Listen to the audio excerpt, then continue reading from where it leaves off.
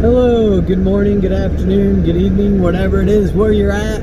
Welcome to another motivational, awe-inspiring word for the day. All right, today I've got a couple analogies for you, maybe 3 analogies. All right, first of all, let's imagine you go grab your bowl of favorite cereal. Maybe it's the Kellogg's Corn Flakes or the Kellogg's Strawberries with the flakes. It's really good. And you can't wait to eat it. You're so excited. So you get the bowl out, you dump it in there, it's crispy and all bright red strawberries, and you're getting ready to eat it. And all of a sudden you look and there's a little tiny ants in it, or tiny bugs of some kind, really microscopic almost, but they're going all over inside it. And you're like, it ruined it. Ruined this whole amazing bowl of cereal is ruined. It's worth nothing. Throw it in the garbage. Can't eat it. It's repulsive to you now. So you got to take the awesome bowl of cereal, throw it in the garbage. Back in ancient times, they used to have jars or vials of perfume, in beautiful vases or glasses. If you get one fly in there, it's going to make it putrid and rotten and horrible. It's no longer beautiful perfume. It's ruined. So you got to dump it out. The whole thing is ruined. It's for naught. What was once a great and beautiful, awesome looking flower vase or perfume vase is now horrible. Okay, so of course these analogies are meant to teach something.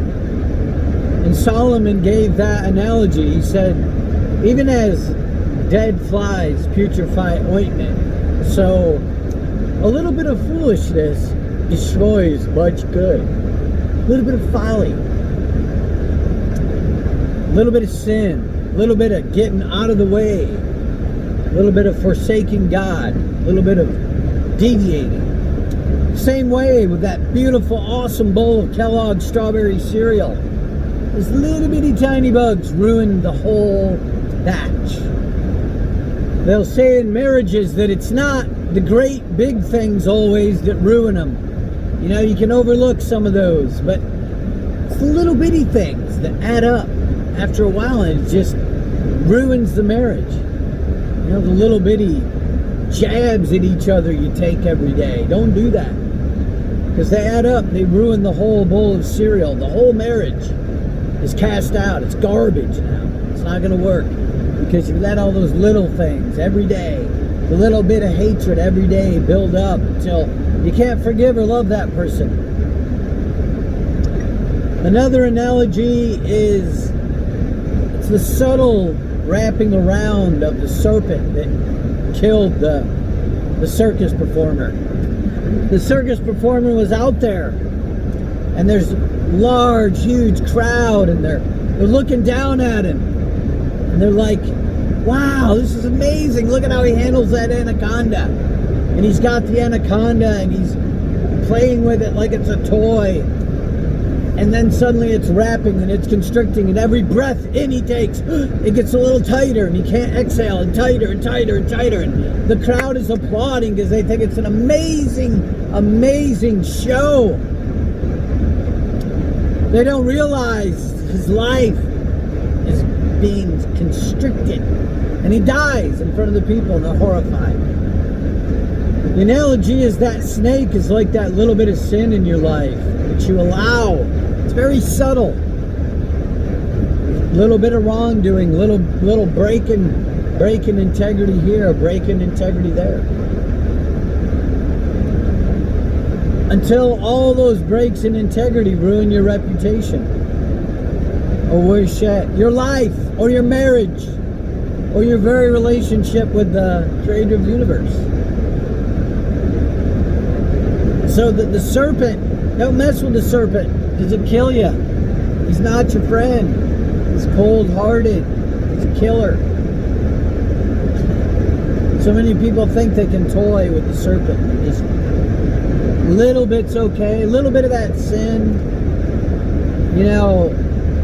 alcohol is a great example. It destroys so many people's lives in such a subtle way. It's so awesome to have that cold beer after work. Then next thing you know, it's 4 or 5 beers a night, or you can't even hang out on a weekend unless you get buzzed.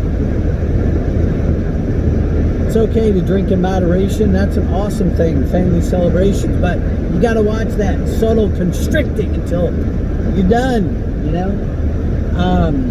One more awesome, amazing analogy. This one's really good. This one's really good.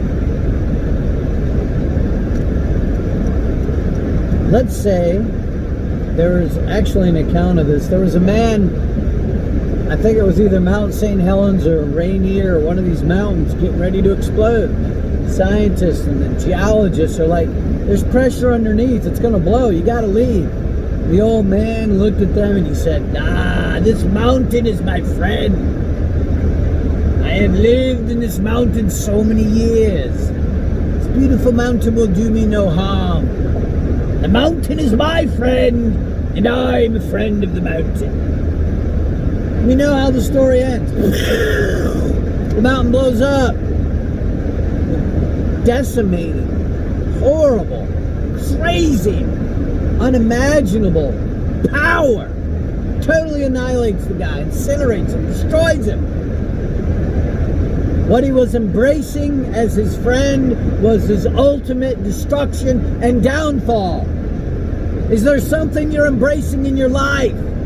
That drug habit, that sin habit, that lust habit, that friend that's leading you down the downward spiral? Are they leading you to the volcano's edge that's going to blow up and you're done? Have they got you so smoothed over that this is my friend? This sin is awesome. It'll never kill me. It's just one cigarette. It's just one shot of vodka. It's just one little bit of heroin.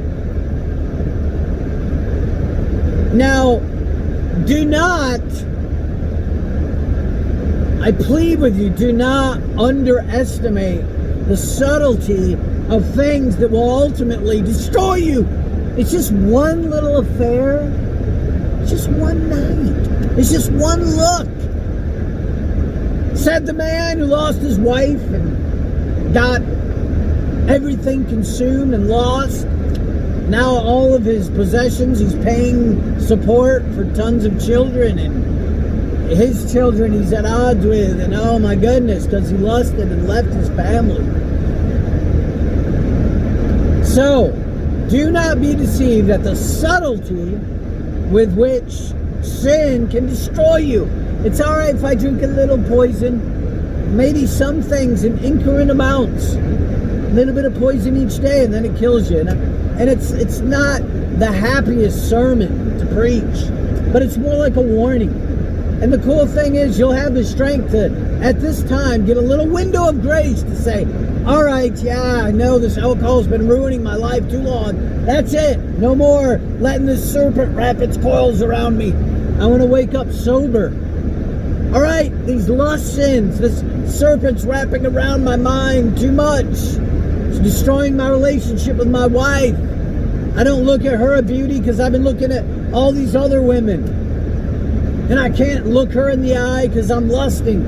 Don't be that person. Get rid of the serpent. Don't sleep on the mountain of the volcano. Okay, so 2 subjects here. You got the one, a little bit of sin destroys a whole good life, right? Little bitty bugs ruin that whole thing of cereal. One fly, could you imagine a rotten, maggoty, dead, decrepit fly in your favorite cologne or perfume?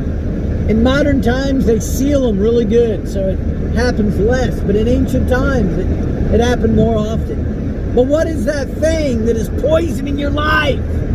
Can I reach into your soul and God shine a light into your soul and say, no more of this thing that's destroying me?